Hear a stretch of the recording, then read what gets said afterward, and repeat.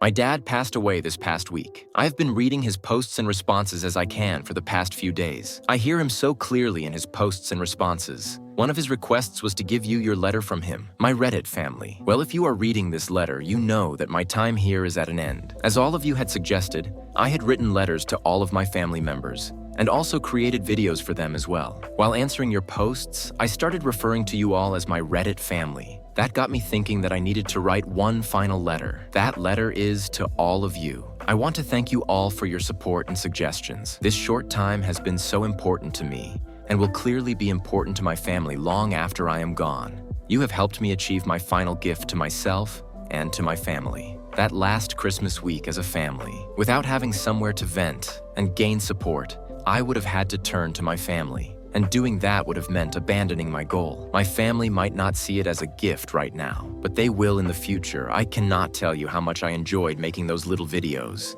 My family will have another small piece of me, and that is thanks to you all. I would not have done any of those silly little videos without your suggestions and encouragement. Honestly, I would not have even thought of it. I do have one request for all of you. My family will be going through many emotions. I know that part of putting my story out there is for you all to want a conclusion. Please allow my family to grieve and keep the request for updates to an acceptable minimum. I have asked them to give you this letter, and if they feel they could, to give a final update on Jane. That final update is up to them. I have asked them. I just ask you all to be patient. Finally, I wish you all the best. All of the love I can provide from the great beyond. Remember, none of us are promised tomorrow. Know yourself and be good to those around you. I hope none of you suffer the road I have to walk, but if you do, I will in any way I can walk it with you. Remember, you all are worth so much. Never let anyone tell you anything different. I will send as many virtual hugs as I can from wherever I end up. Saying thank you at times feels so inadequate, but it is the words I have right now. Thank you.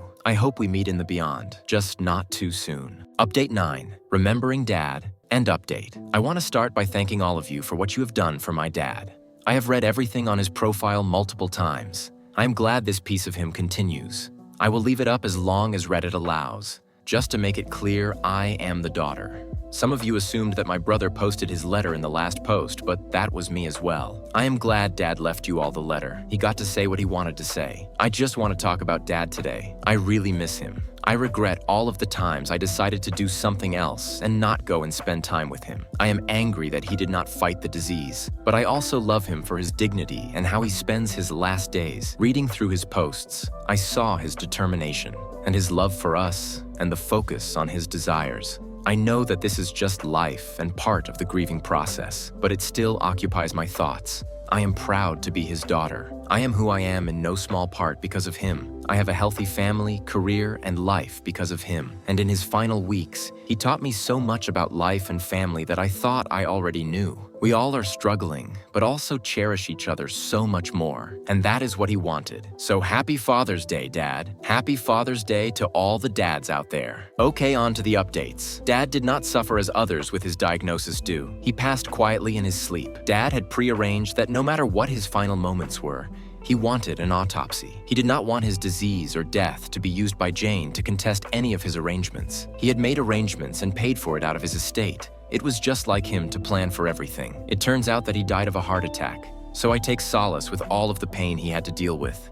There was some mercy in the end. Per his wishes, he was cremated. Some of his ashes were placed with a headstone in an old cemetery on the farm. The rest of his ashes were spread while planting this spring. He got his wish to be part of the land he loved so much. We had the memorial on the farm, so Jane was nowhere to be found. The funeral home had arranged for security. So if Jane tried to come in, none of the family was any wiser. One idea that Dad kept trying to sell us on was having all of us move to the farm. He had already plotted out home sites. His hope was that we would all come live on the land when he retired. He had been talking about that for at least 10 years, and we all just humored him but did not take it seriously. Looking back, we did not think Jane would ever live on the farm permanently. And now, knowing what we know, I am so angry with myself to allow that woman to have so much influence. Well, starting this year, we will be building new homes on the farm. So far, my husband and I and my brother and his wife will both be moving to the farm. We have a very lovely site picked out. Mom and Steve, at our urging, are going to move into Dad's house. It just seems right. We all want to be closer to each other. As for Jane,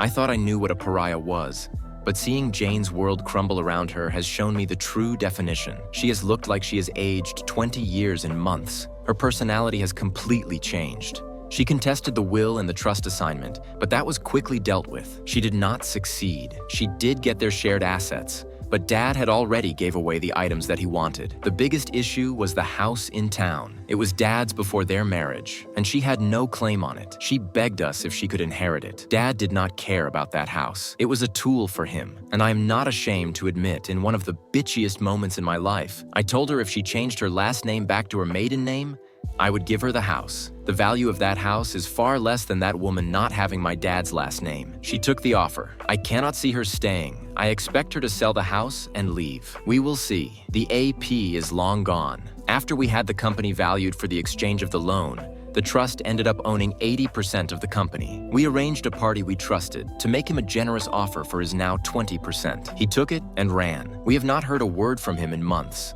If he would have focused on strengthening his company instead of going after Jane, he would have been fine. I don't think he has learned this life lesson, and I really don't care. Our partner and we have chosen a new CEO, and the company is on its way to rebuilding. Carol was given a 1% in the trust. We will take care of her as Dad would have wanted, and she has been a constant figure in our family and will continue to be considered part of our family for what she did for our dad. Again, we all want to thank you for all the support you offered him. We think of you all often for what you did for him.